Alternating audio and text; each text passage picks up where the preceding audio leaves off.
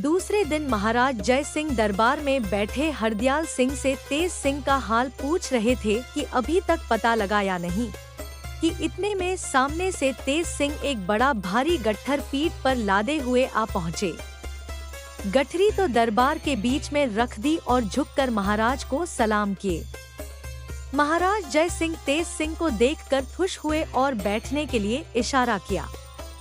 जब तेज सिंह बैठ गए तो महाराज ने पूछा, क्यों जी, इतने दिन कहाँ रहे और क्या लाए हो?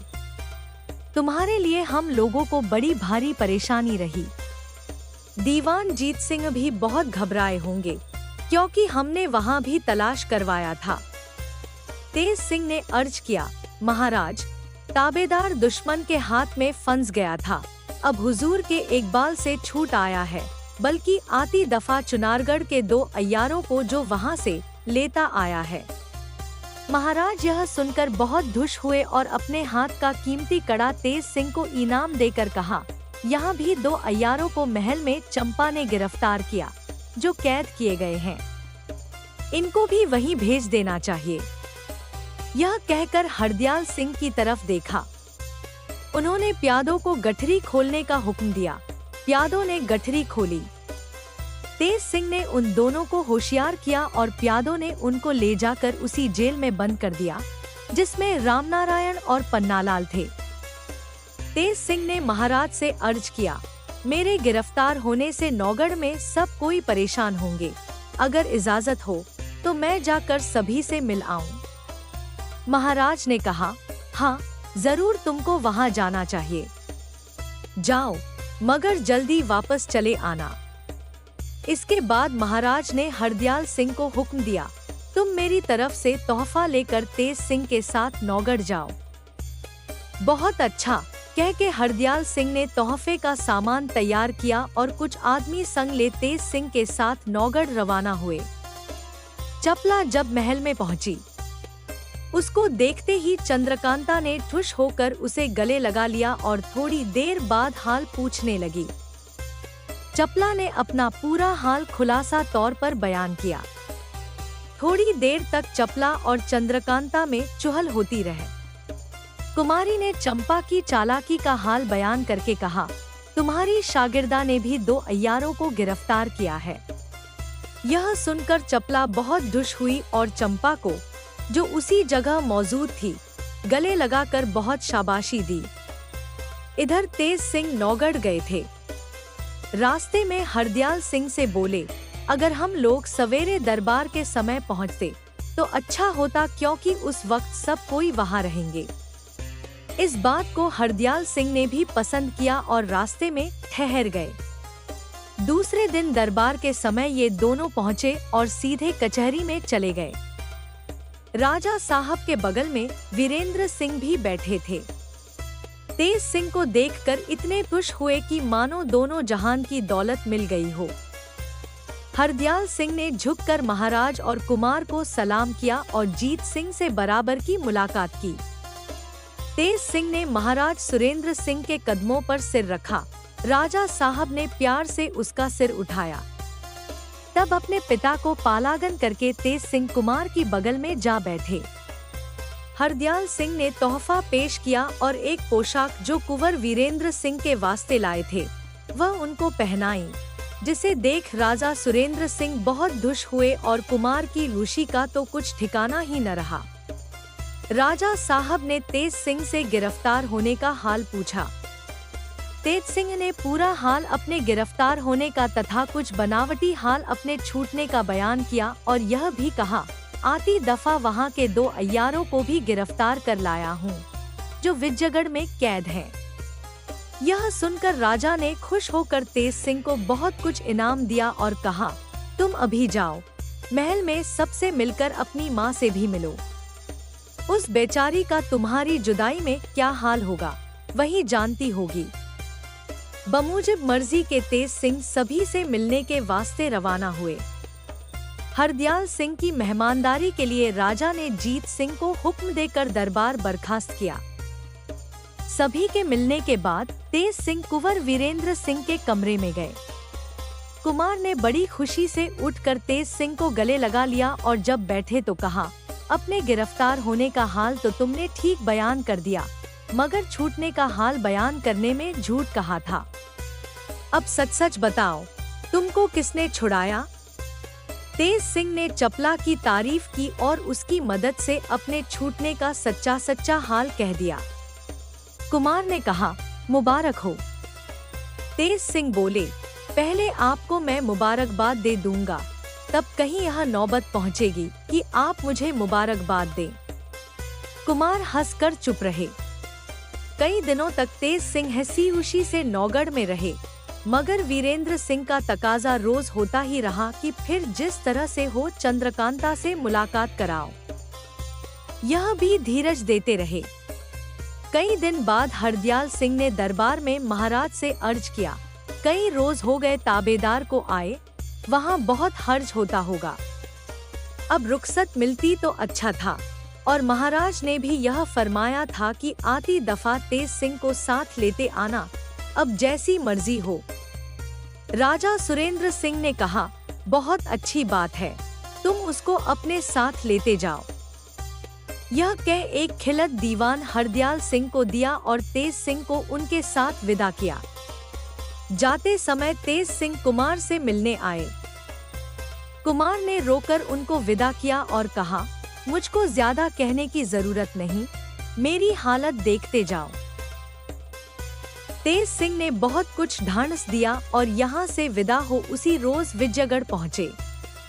दूसरे दिन दरबार में दोनों आदमी हाजिर हुए और महाराज को सलाम करके अपनी अपनी जगह बैठे। तेज सिंह से महाराज ने राजा सुरेंद्र सिंह की कुशलक्षेम पूछी, जिसको उन्होंने बड़ी बुद्धिमानी के साथ बयान किया।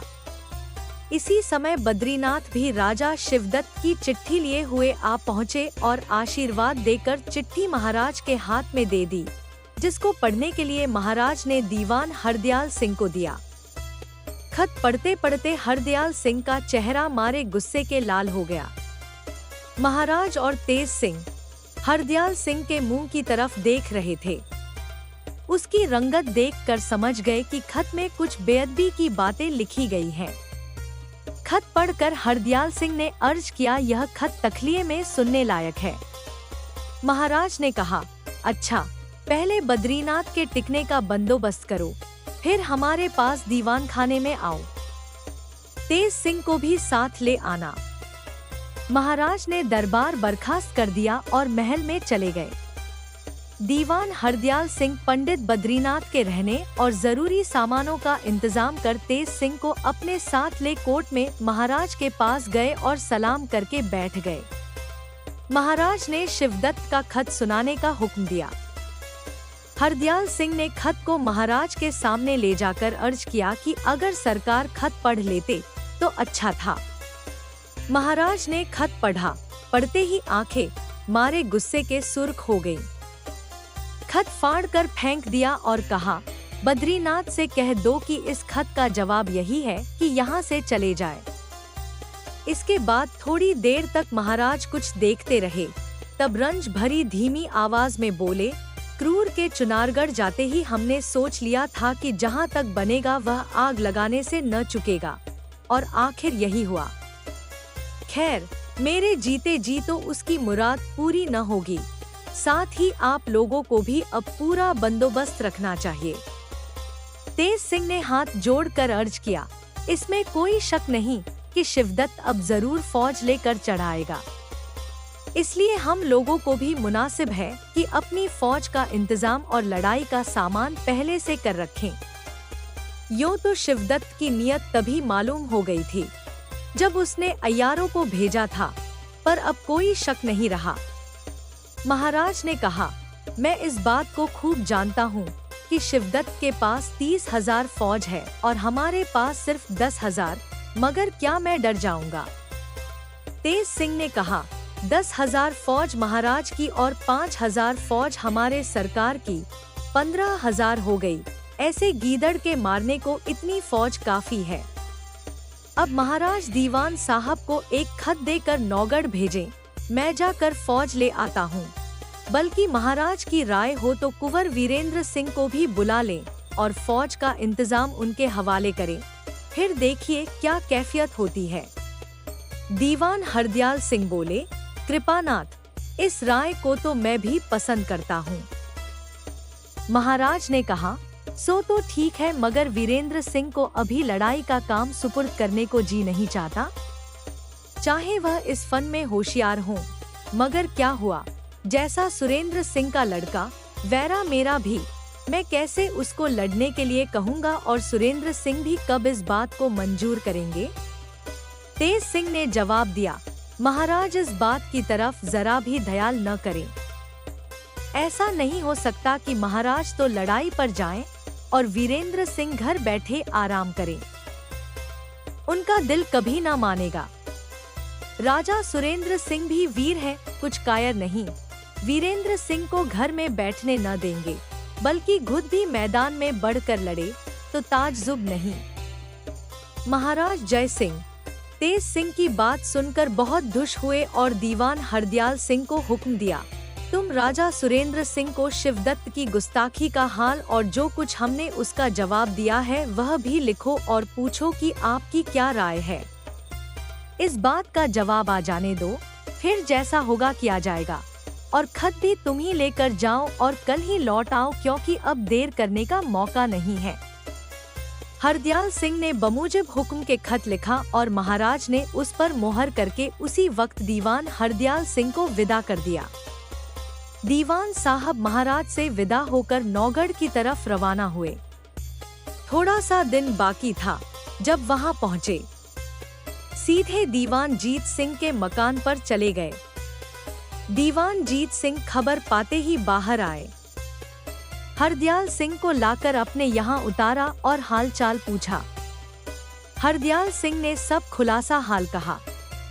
जीत सिंह गुस्से में आकर बोले, आजकल शिवदत्त के दिमाग में खलल आ गया है। हम लोगों को उसने साधारण समझ लिया है। खैर, देखा जाएगा, कुछ हर्ज नहीं। आप आज शाम को राजा साहब से मिले। शाम के वक्त हरदयाल सिंह ने जीत सिंह के साथ राजा सुरेंद्र सिंह की मुलाकात करने गए। वहां कुंवर भी बैठे थे। राजा साहब ने बैठने का इशारा किया और हालचाल पूछा। उन्होंने महाराज जय सिंह का खत दे दिया। महाराज ने खुद उस चिट्ठी को पढ़ा, गुस्से के मारे कुछ बोल न सके और खत कुंवर वीरेंद्र सिंह के हाथ में दे दिया। कुमार ने भी उसको बखूबी पढ़ा। इनकी भी वही हालत हुई। क्रोध से आंखों के आगे अंधेरा छा गया। कुछ देर तक सोचते रहे। इसके बाद हाथ जोड़कर पिता से अर्ज किया, मुझको लड़ाई का बड़ा हौसला है, यही हम लोगों का धर्म भी है। फिर ऐसा मौका मिले या न मिले, इसलिए अर्ज करता हूँ कि मुझको हुक्म हो तो अपनी फौज लेकर जाऊं और विजयगढ़ पर चढ़ाई करने से पहले ही शिवदत्त को कैद कर लाऊं। राजा सुरेंद्र सिंह ने कहा, उस तरफ जल्दी करने की कोई जरूरत नहीं है। तुम अभी विजयगढ़ जाओ। क्षत्रियों को लड़ाई से ज्यादा प्यारा बाप, बेटा, भाई भतीजा कोई नहीं होता। इसलिए तुम्हारी मोहब्बत छोड़कर हुक्म देता हूँ कि अपनी कुल फौज लेकर महाराज जय सिंह को मदद पहुँचाओ और नाम कमा। फिर जीत सिंह की तरफ देखकर फौज में मुनादी करा दो कि रात भर में सब लैस हो जाएं। सुबह को कुमार के साथ जाना होगा। इसके बाद हरदयाल सिंह से कहा, आज आप रह जाएं और कल अपने साथ ही फौज तथा कुमार को लेकर तब जाएं। यह हुक्म दे राजमहल में चले गए। जीत सिंह दीवान हरदयाल सिंह को साथ लेकर घर गए और कुमार अपने कमरे में जाकर लड़ाई का सामान तैयार करने लगे। चंद्रकांता को देखने और लड़ाई पर चलने की खुशी में रात किधर गई, कुछ मालूम ही न हुआ।